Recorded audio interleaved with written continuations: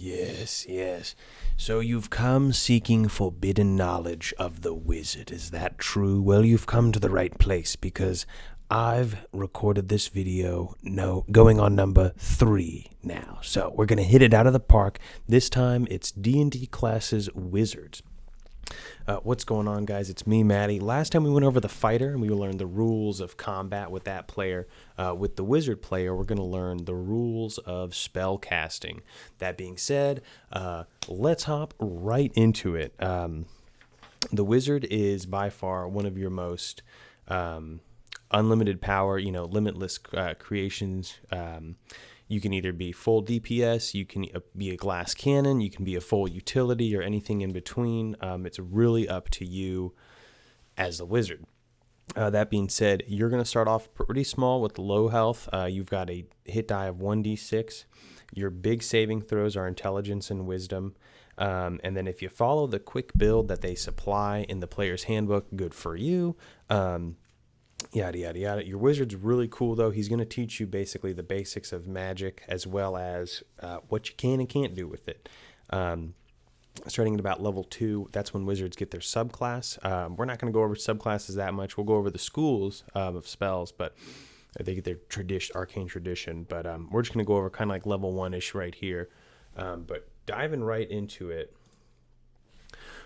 Numbers, math, reading. Don't worry, I've read this. I know what we're talking about here. But we're just kind of looking at level 1 right here as the wizard. When a level 1 wizard hops in, they're going to have spellcasting, they're going to have arcane recovery. 2 great necessary things to make the wizard super cool. That being said, they're going to know 3 cantrips, and they're going to know 2 first level spells. As you can see right here, 3 cantrips, 2 first level spells. A cantrip, if we talked about the weave before, the weave is very powerful. Unlike video games, you can't spam magic in this game. It's kind of overpowered if you do, because magic is kind of overpowered. There's a reason, you'll see why. But with this, cantrips you can use willy-nilly. Though they manipulate the weave, you can use them as much as you'd like. Also, to DM's discretion, to the game's discretion. It could be where cantrips are limited in your game. That's another topic. That's another topic for another day, but let's go over to first level spell slots, second level spell, third level, so on, so on. Imagine you have a D6, right? Right now on the D6, it has the number 2 on the D6. My wizard has 2 spell slots, right? 2 first level spell slots. Let's say I use the first level spell, Burning Hands. At that time, it's going to extinguish one of those die, or, that number 1 is going to become number 2 on the D6. Sorry, number 2 is going to be, the 2 is going to go down to 1. Basically, that's an easy way to keep track of your spell slots. When you run out of spell slots, don't worry, it's not the end of the world.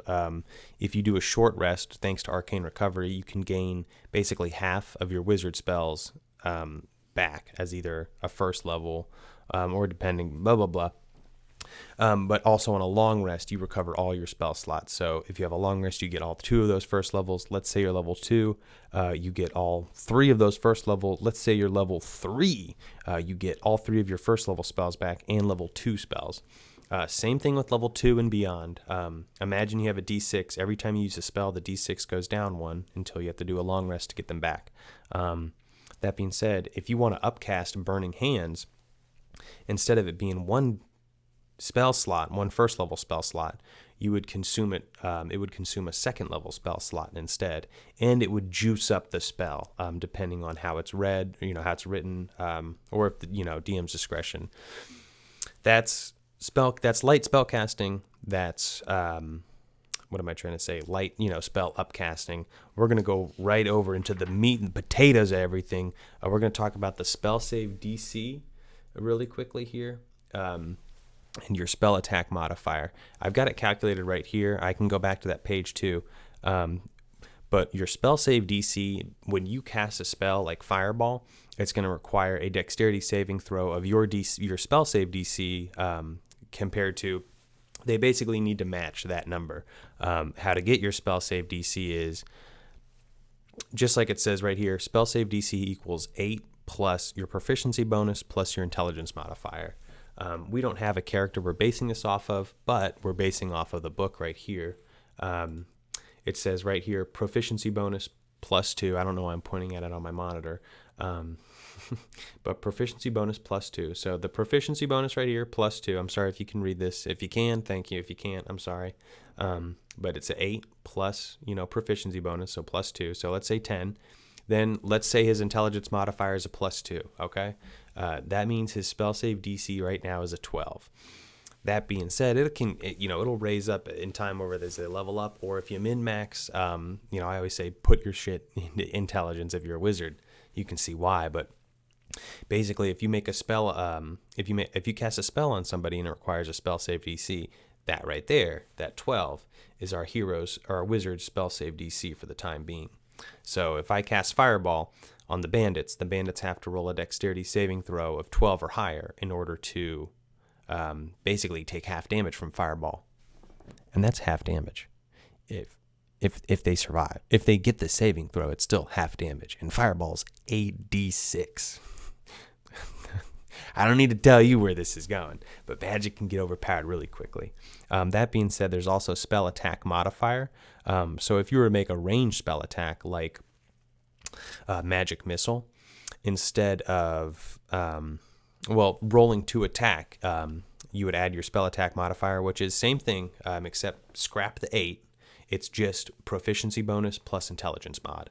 So that +2 and then +2. So it would just be, if you were trying to make a ranged attack with magic missile and you rolled a 9, you would get a +4 right here. So it becomes a 13 and maybe a hit. Or I don't think you need to roll for magic missile. Don't listen to me. I'm a crazy old man, but that spell attack modifier. There's also other things as ritual casting, where you basically can cast it for free, but it takes about 10 minutes compared to its normal spell time.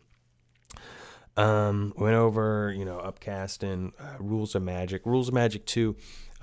Rules of magic. Read the book. Read the book. Go over to chapter 10. This is one is going to be, it's a couple pages. It's too short. It's really short, but it's really helpful. Go to chapter 10. It's all about spellcasting. There's different spellcasting times. Some spells are on, action. Some spells are bonus action. Some are reactions. It just depends. Some have range. Some are instantaneous. Some require concentration.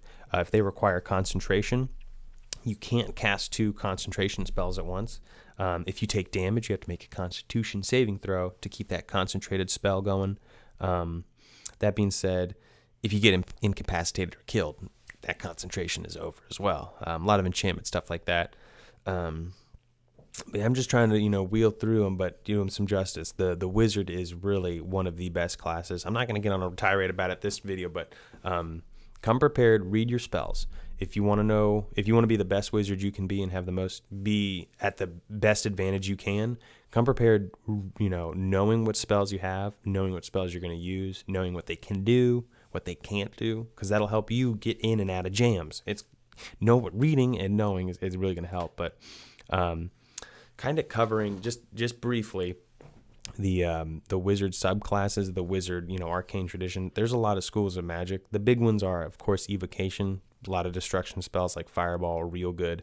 There's necromancy. Don't expect to be a necromancer and walk into town.